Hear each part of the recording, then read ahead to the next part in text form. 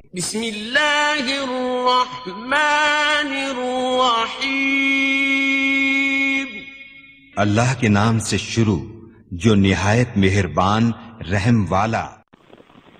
پیام دے کے جو آئے صبا مدینے سے، مریض عشق کی لائی دوا مدینے سے۔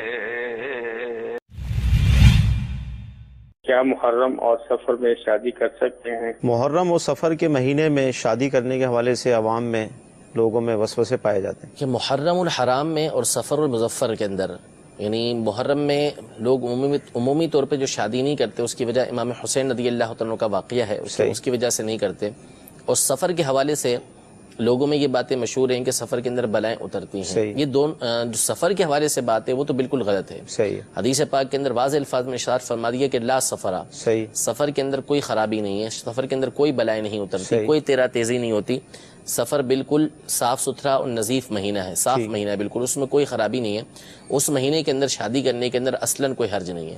اسی طرح جو محرم الحرام کا مہینہ ہے، اس میں بھی شادی کرنے میں کوئی مسئلہ نہیں ہے۔ اعلیٰ حضرت امام اہل سنت سے جب سوال کیا گیا تو آپ نے یہی ارشاد فرمایا کہ سارا سال کسی بھی دن نکاح کرنا چاہے کر سکتے ہیں، کوئی مسئلہ نہیں۔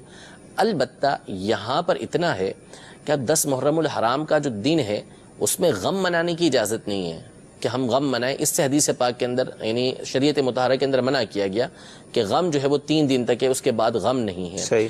لیکن چونکہ مسلمانوں کے درمیان ایک واقعہ مشہور ہے امام حسین رضی اللہ عنہ کو 10 محرم کو، اب اگر وہ 10 محرم الحرام کو نکاح کرے گا تو اس سے لوگوں کے دل کے اندر تنفیر پیدا ہوگی کہ یار یہ کون سا شخص آ گیا کہ جو 10 محرم کے دن خوشی منا رہا ہے۔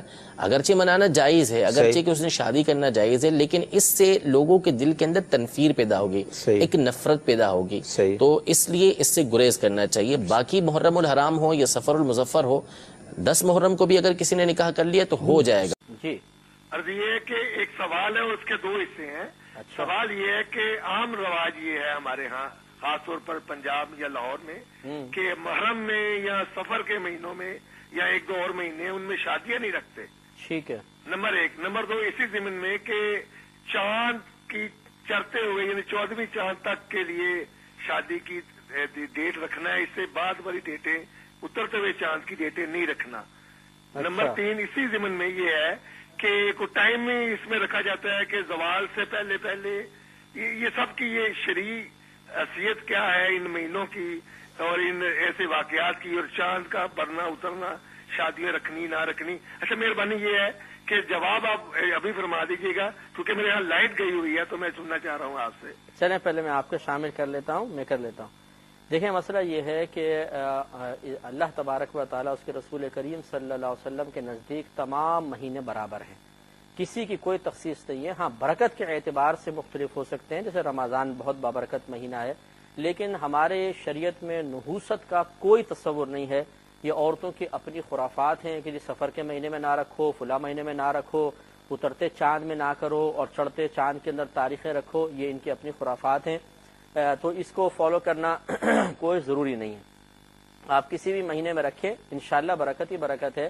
ہم دائرہ دم میں رہ کے اکثر یہ کویسچن کرتے ہیں کہ بالفرض آپ کہتے ہیں کہ سفر جو ہے خالی کا مہینہ ہے اور یہ منحوس مہینہ، اس میں تاریخیں مت رکھو، باقی 11 مہینے میں رکھو۔ چلے جی مان لیا یہ منحوس ہے، باقی سب بابرکت ہیں۔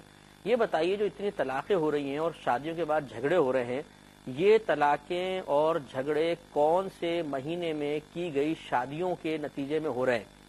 یقینی سی بات ہے آپ نے 11 مہینے میں کیے تھے تو یہ نتیجہ تو بہت فاسد آ رہا ہے سامنے۔ تو وہ کون سی ایسی نحوست ہے جس سے خوفزدہ ہو کر آپ سفر کو چھوڑ کر باقی 11 مہینوں کا انتخاب کرتے ہیں اور پھر اس نحوست سے بچ جاتے ہیں؟ یہ سب بے سروپا باتیں ہیں۔ ہمارے نبی کریم صلی اللہ علیہ وسلم نے واضح طور پہ ولا سفر کے الفاظ ارشاد فرمائے کہ سفر کا مہینہ کچھ نہیں ہے، یعنی یہ عرب لوگ بھی اس کو منحوس سمجھتے تھے، سرکار نے اس کی نفی فرمائی۔ ہر مہینے میں شادی ہو سکتی ہے، کوئی اس کی ممانعت نہیں ہے، لیکن اس کے باوجود ہمارا مشورہ یہ ہوگا کہ چونکہ جاہلوں کے اندر بعض اوقات یہ چیز اتنی معروف ہو جاتی ہے اور ایسے ان کے ذہنوں میں بیٹھ جاتی ہے کہ اگر آپ اس کے خلاف کریں، مثلا آپ نے سفر میں کسی کی شادی کر دی اور نقصان ہو گیا، یہ بقیہ 11 مہینوں میں بھی ہو سکتا تھا، لیکن وہ جاہل کیا بولیں گے، دیکھا ہم نے تو پہلے ہی کہا تھا سفر میں شادی نہ کرو۔ اب وہ صراحتاً نبی کریم صلی اللہ علیہ وسلم کے قول کی مخالفت کر رہا ہوگا، لیکن وہ سمجھے گا کہ میں ایک بات صحیح کہہ رہا ہوں، کہے گا دیکھا تو مولویوں کی باتیں تھیں، حالانکہ مولویوں کی نہیں، یہ نبی کریم صلی اللہ علیہ وسلم کا ارشاد تھا۔ تو ایسے جاہلوں کو تباہی سے بچانے کے لیے اگر ان کی افواہوں پر دھیان رکھتے ہوئے ایسی چیزوں کی رعایت کر لی جائے تو منع بھی نہیں ہے، لیکن صحیح مسئلہ یہ ہے کہ یہ نحوست کا کوئی تصور نہیں۔ تو آپ کے تینوں سوالات کے جوابات اس میں ہو گئے ہیں۔ شہنشاہ مدینہ الصلاۃ والسلام، شہنشاہ مدینہ الصلاۃ